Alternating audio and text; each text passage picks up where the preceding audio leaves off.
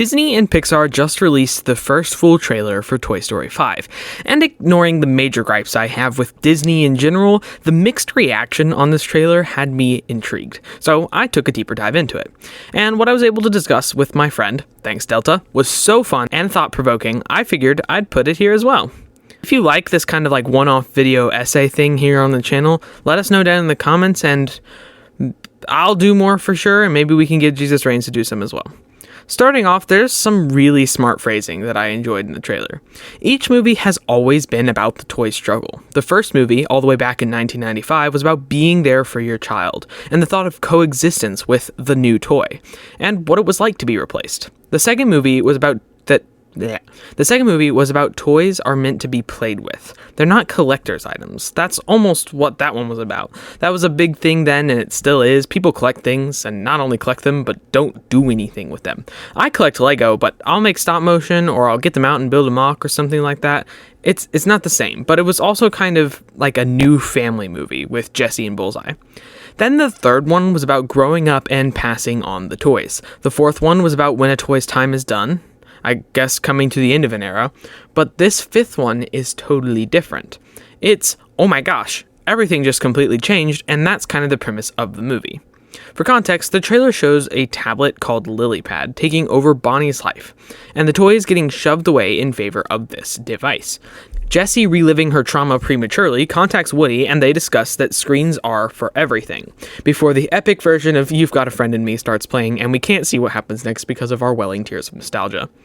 I hope the characters have the same thoughts I mentioned before. I hope they're all like, alright, we've settled into everything, we've got everything worked out, Bonnie's the kid, we'll be there for Bonnie, we know what to do, we've gone through everything, nothing could possibly, and then something completely new and undiscovered happens, and they're like, oh my gosh, we need Woody's help. I hope that's what it's like in the movie as well, not just the premise. I hope that's what the characters are thinking and saying. Bonnie's design has changed a little bit. That's one of the negative things multiple people have pointed out. I've listened to a bunch of reactions, but here's the thing I don't think people understand. This is clearly a time jump. She is 9 years old in this movie from some reports here and there. She was like, I think 6 in the last one. That's a large time jump. One of the keys here is that Toy Story always goes into a losing battle. The toys are always faced with the next thing that's keeping them from their kid. One of the most wholesome things about Toy Story is that playing with your toys is regenerative for your imagination and your happiness. It's not a negative thing. Playing isn't negative unless it's keeping you from something more important, like responsibilities. But the basis of playing with toys, there's nothing wrong with that. It's not bad.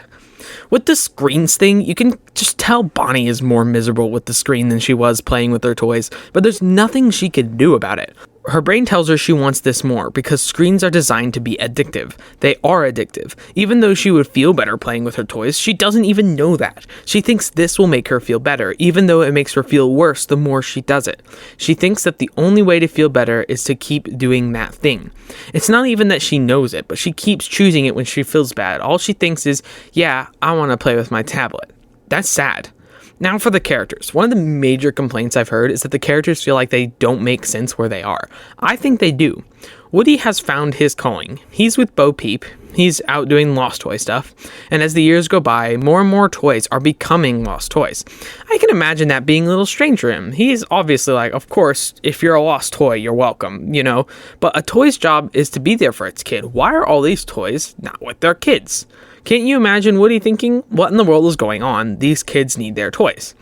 And any basic recon would show that kids, even when they're outside, are on their phones and tablets. There are 6-year-olds with phones now. It's insane. So when Jessie rings in about this problem, and as she does in the trailer, and Woody responds the way he does, it makes sense. Even if he doesn't like it, he can get over it first. He's like, okay, we'll bring him in. We'll make them Lost Toys. We'll do the best we can. But when Jessie is getting ditched for this tablet, Woody's like, no, I've got to intervene. This makes sense. He needs to fix this because Jessie is about to go what Woody went through, but with Bonnie at age 9.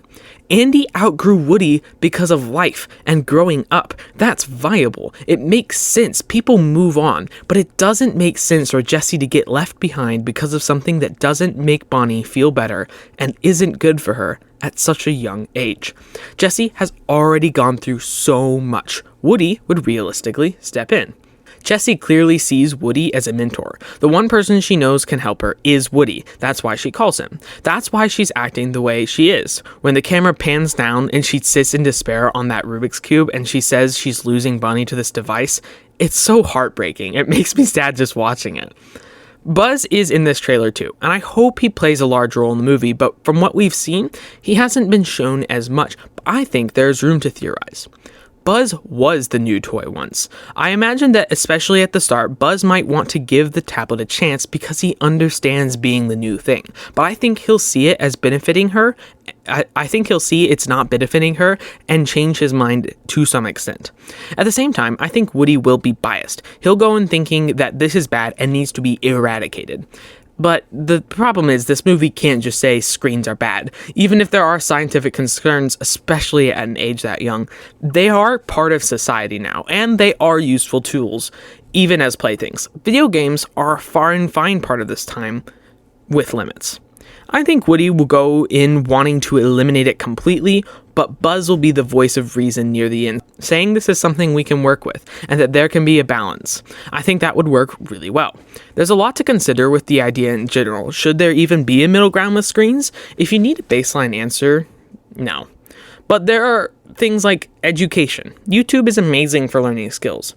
Most large educational videos are made by people who know what they're talking about. Education and tools are valid uses. And there's something to be said for entertainment used properly. On a road trip, if you download 3 movies beforehand and watch them with your brothers in the car, that's still a tool being used appropriately. Or if your friend moved 900 miles away and the only way you can connect is through calls or even a Minecraft world that you built together, that's entertainment, but it's also a connection. There's the one line in the trailer that makes me think that it could go that direction. We've been trying all summer to help Bonnie make friends, and all of those friends are shown to have tablets. Maybe Bonnie uses them to find common ground, but then leads them to putting the screens down and hanging out in real life. I think that would be just the way to do it.